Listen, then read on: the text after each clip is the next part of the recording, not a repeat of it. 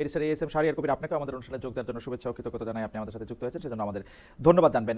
জনাব সাবির মুস্তাফা, আপনি লন্ডন থেকে আমাদের সাথে যুক্ত হয়েছেন সেজন্য আমাদের ধন্যবাদ, শুভেচ্ছা এবং কৃতজ্ঞতা জানবেন।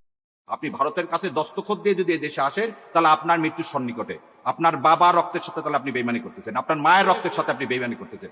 আপনার বাবা তালপট্টি দেয়নি বলে শেখ হাসিনাকে এখানে ঢুকানোর 17 দিনের মাথায় আপনার বাবাকে হত্যা করা হয়েছে।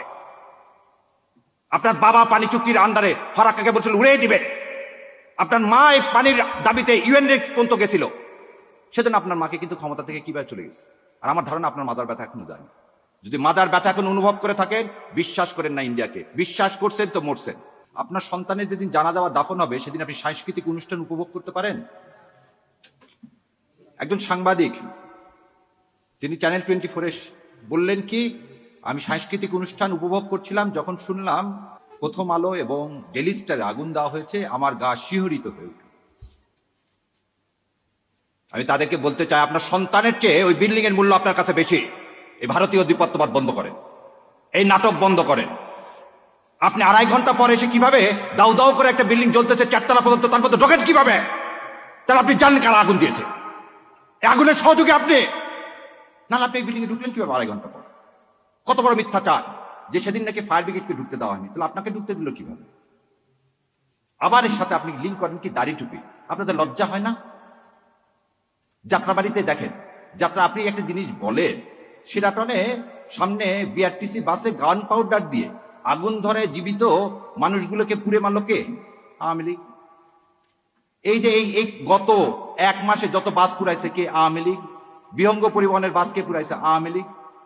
আওয়ামী লীগ আর রসারা পুরাপুরির কাজ কি করে? এবার আরো বলেন, আমার ভাই বলে গেল, শোনেন, বিডিআর হত্যাকাণ্ডের প্রথম 2 জনকে পুড়িয়ে মারা হয়েছিল। বিটিআর হত্যাকাণ্ড করে পিলখানায় প্রথম 2টা ডেড বডিকে পুড়িয়ে ফেলে দেওয়া হয়েছে।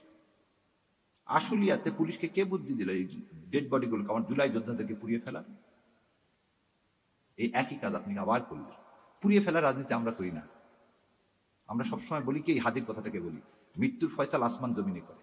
সেই জন্য আমরা সবসময় বুক পেতে ঘুরে বেড়াচ্ছি। আমরা কাউকে মেরে কোনো ইস্যু তৈরি করতে চাই না। আর আপনার এই ইস্যুগুলো কেন? যখনই হাদির কি ছিল? হাদির একটা আহ্বান ছিল। কি আহ্বান?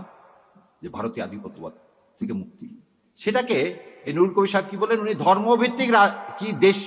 ধর্মভিত্তিক শাসন ব্যবস্থা কায়েম করতে চান। এটা তো আমার কর্তব্য, এই দেশে ইসলাম কায়েম করা। 90% দেশের যেখানে মুসলমান, সেই দেশে আপনার কিভাবে এইভাবে সাহস হয় বলা? আপনি একবারও তো বললেন না, যখন আওয়ামী লীগ এসে এই সংবিধান থেকে বিসমিল্লাহির রহমানির রহিম, আল্লাহর উপর পূর্ণ আস্থা ও বিশ্বাস এগুলো তুলে দিলেন, তখন মুখে কুলি পাটলেন। ও তার সমস্যা, প্রথম আলোকে এই ভেঙে চুরে আগুন দিয়ে এটাকে কোনোভাবে সমর্থন করতেছি না, কিন্তু আবারও বলতেছি, এটা আপনারাই করালেন। এই নাটক করিয়ে আপনারা কি করতে চাচ্ছেন? হাদির মৃত্যুটাকে, হাদির এই যে আত্মত্যাগকে আপনারা সাবসার্ভিয়েন্ট করতে চাচ্ছেন। আমাদেরকে বোকা পাইছেন।